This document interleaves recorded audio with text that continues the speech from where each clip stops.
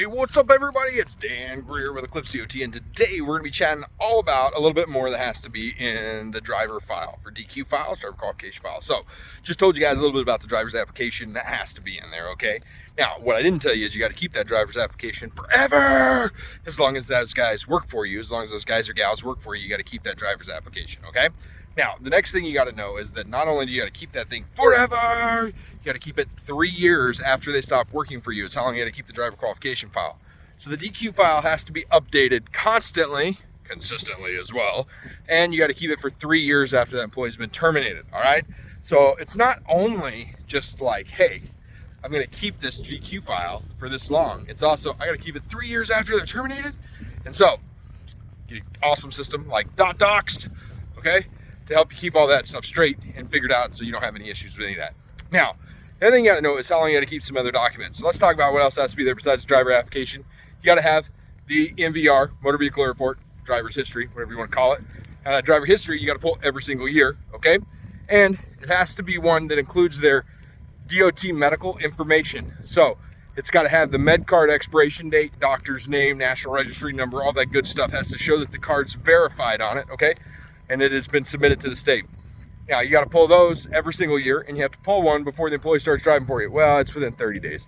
But you want to pull it before the employee starts driving for you, because you don't want somebody with a suspended license driving your trucks, right?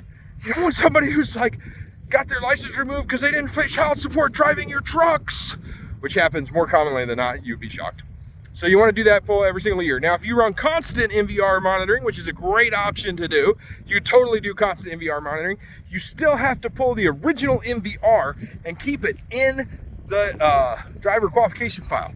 If you don't pull the original MVR, the constant monitoring doesn't work. Now, if you are running constant monitoring, you don't have to do annual MVRs. You only have to do them once, like the first one, and then you do constant monitoring after that. Now, if y'all are interested in constant monitoring, stuff like that, hit us up.